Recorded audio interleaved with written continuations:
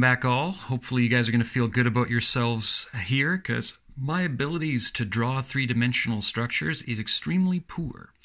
What I'm going to try to do here is replicate table 9-3 on page 260 of our textbook. Here we are.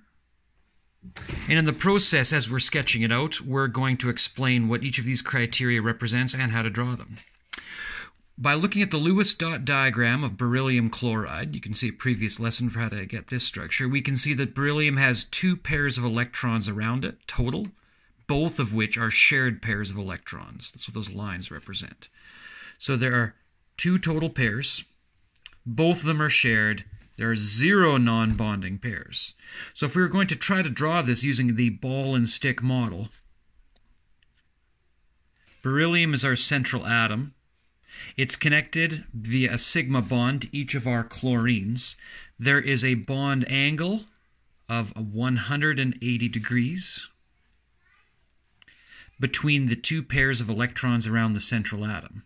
There are two pairs total, meaning that this is sp hybridized. The first hybrid pair is an s, and the second hybrid pair is one of 3 possible p orbits.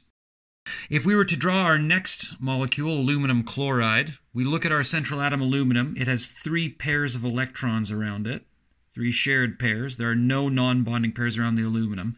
Remember, we're exclusively focused on the central atom here. There are 3 total pairs. All 3 are shared. 0 are non-bonding.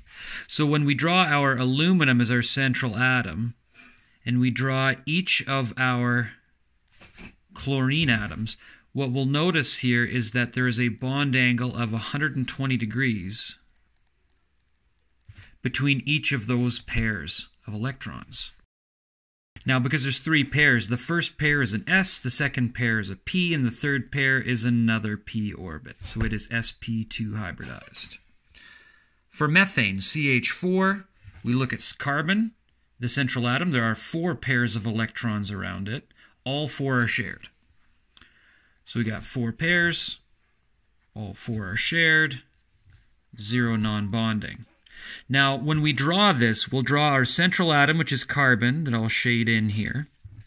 We're going to draw one of our hydrogens and one of our other hydrogens with a bond angle here of 109.5 degrees.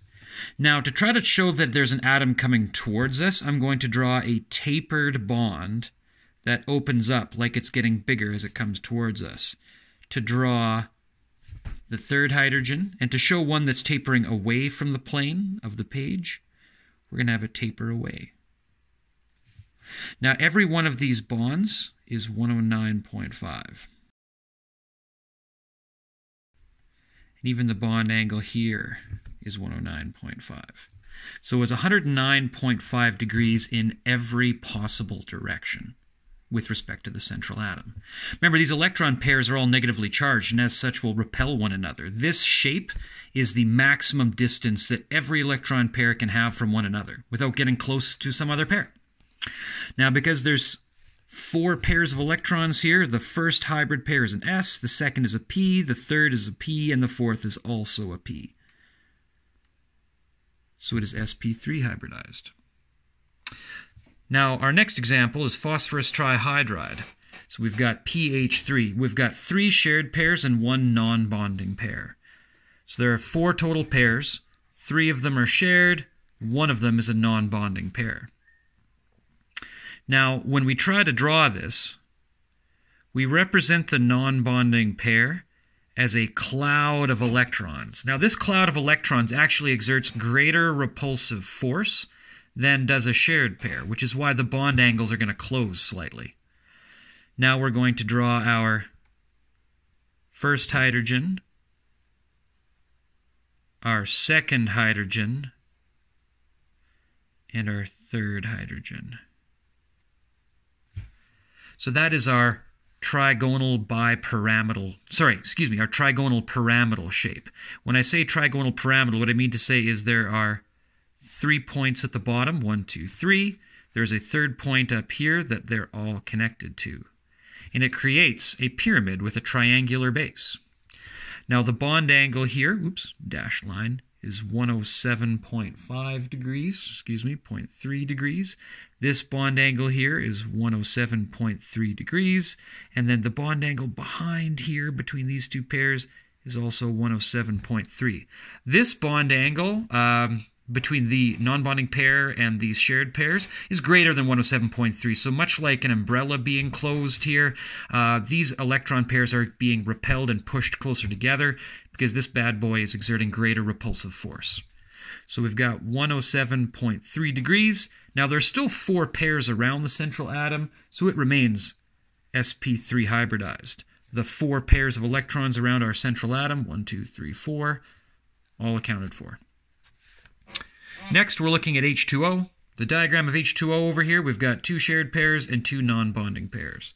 So of the 4 total, here we are, of the 4 total, we have 2 that are shared, we have 2 that are unshared. So when we draw our molecule, we have our central atom, oxygen. We've got our first hydrogen. We've kind of got our second hydrogen here. Coming out the top here, we've got 1 cloud of electrons, and then coming out this other side, way back here, we have our second cloud of electrons. Now remember, these are exerting tremendous repulsive force compared to these shared pairs of electrons. So our bent shape, remember our molecule is now bent to look something like this. Right? So this bent. This bond angle here is 104.5 degrees. So we've kind of tightened that up.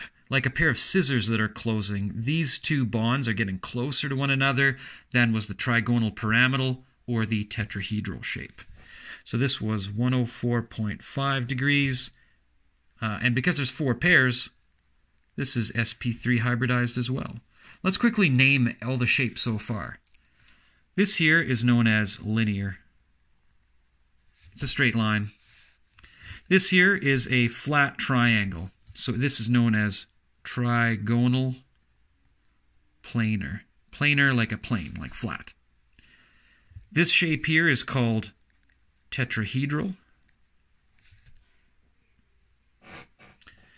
This shape here is called trigonal pyramidal, because it's like a triangular pyramid. And then this last shape here, for lack of a better description, is called bent. Just kind of an odd name, but I'm down. Hey, welcome back to Expanded Octets. So we've got niobium pentabromide here, sketched with 5 shared pairs around it. We've got 5 total pairs. All 5 are shared. 0 are non-bonding pairs. Let's draw our central atom, our niobium. There we go. Now, if we're going to try to draw this in 3 dimensions, this is going to be a bit of a challenge for me here. So I'm going to draw my first bromine being projected kind of north, and our second bromine being projected south. Now, our remaining hydrogens here are going to be projected. This is kind of going behind the plane, and then this is coming straight out at us here. So we've got a bond angle here of 120 degrees, bond angle here and here, all of 120 degrees. But this bond angle here between this pair and the 3 in the central plane is actually at 90 degrees. This one here would be at 90 degrees. So what we have here is a triangular-based kind of, here's our 3 in the central plane. Here's the one that's projected up, forming, much like before, a triangular pyramid.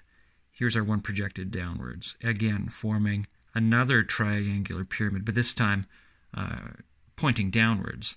So this we call trigonal bipyramidal.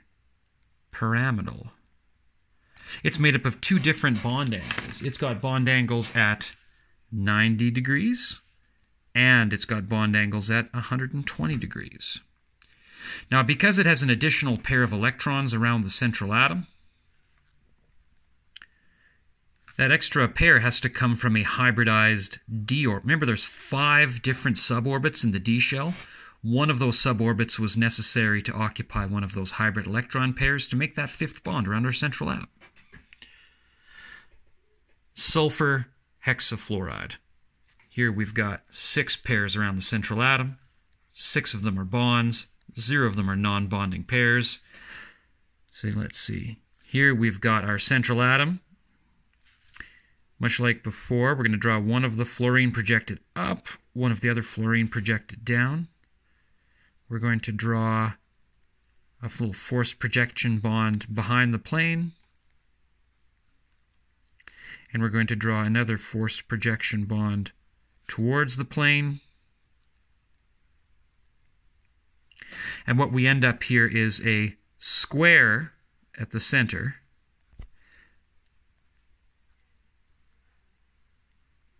And here we have a square-based kind of pyramid going up, and going downwards we have another square-based pyramid, forming 1, 2, 3, 4, 5, 6, 7, 8, an 8-sided geometric figure, which we call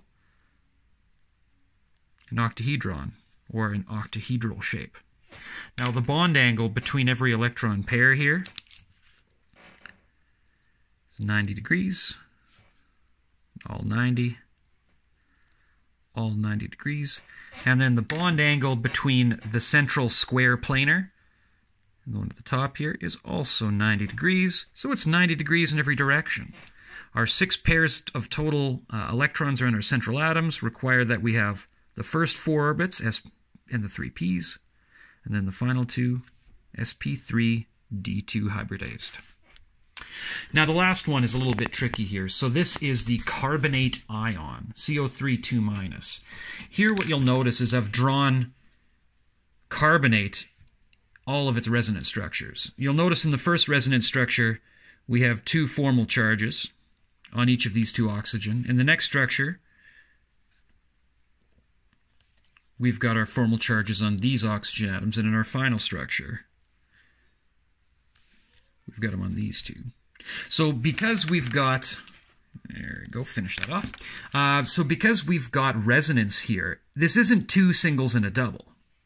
All 3 of these structures exist simultaneously. So it's better to say that these are 3 1 1/3 bonds, where that pi electron pair, that second pair of electrons here, is delocalized and is distributed evenly across all 3 of these bonds. All exist in superposition. It's pretty cool. Meaning all 3 of these bonds are perfectly symmetrical and no oxygen atom has a permanent -1 charge. They all have those electrons evenly distributed across them. That's resonance. But what we'll notice here is that we've got 3 total pairs of electrons around the central atom that are hybridized. Pi electrons are not hybridized, but rather they are unhybridized p-shell electrons that overlap. We learned a little bit about this in a previous lesson, if you recall. These are not hybridized. So of the 3 pairs around the central atom, 3 of them are shared, and 0 of them are non-bonding pairs. Again, the pi electron pair that we see in this double bond is unhybridized and is not included in this set. So when we draw out our structure of carbonate, we have our carbon central atom, we have our oxygens, we have our bond angles here of 120 degrees in every direction. What shape is this? If you said trigonal planar, gold star.